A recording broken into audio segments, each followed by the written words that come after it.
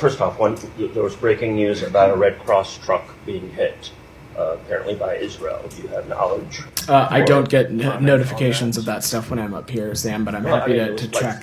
Several hours ago, I mean.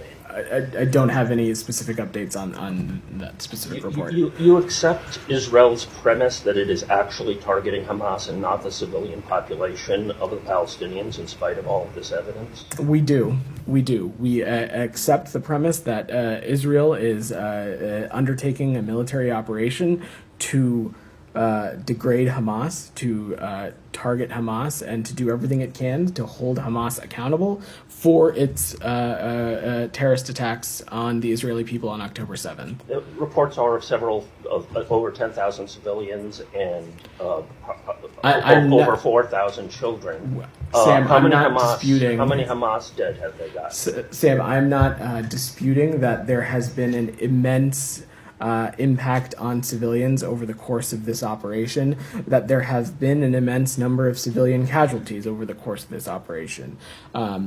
We have been very direct with our Israeli partners about the fact that there is an imperative to target Hamas terrorists and not civilians, and we will continue to raise that, and we have made so very clearly that we believe that there are additional steps that can be taken to minimize the impact on civilians. But your question was, do I take issue with their stated intent of targeting and undertaking Hamas? I do not. No. I wasn't asking that at all.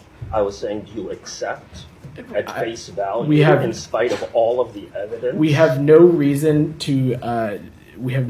to not accept that Israel is undertaking an operation with a stated intent of targeting Hamas and degrading Hamas. I know that's their stated intent. I'm just saying that the evidence of hospital after hospital and school after school undermines that, wouldn't you say? Sam, we have been, it's not the first time you've heard me say this, we have been very vocal about the fact that steps need to be taken to minimize the impact on civilians. We recognize that there has continued to be an increasing impact on civilians over the course of this operation, and we'll continue to be very direct with our Israeli partners that this operation needs to and should be conducted in accordance with international law, and that there is a strategic and moral imperative to do so.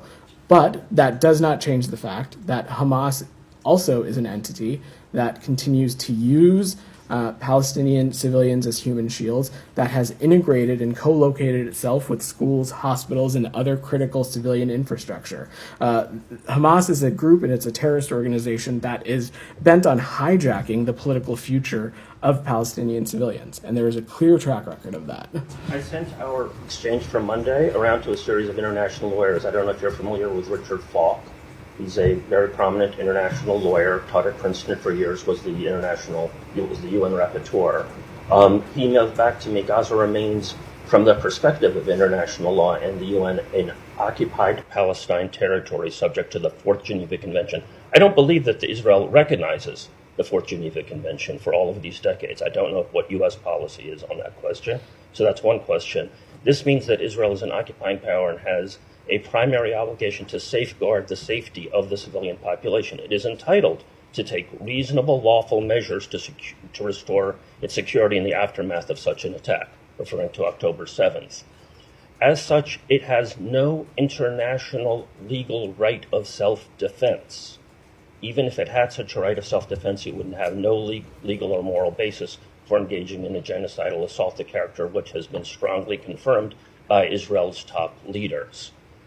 Does the U.S. recognize the Geneva Conventions as applying to Palestinian territories? Sam, what I'm just going to say is what you've heard us say before, is that we believe... I'm asking a specific question.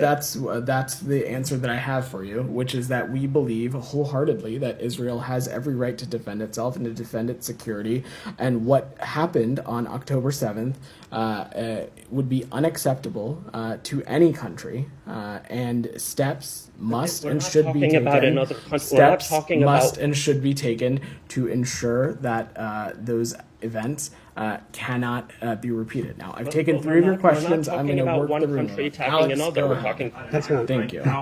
Thanks. I have two topics, but before we dive into my questions, I want to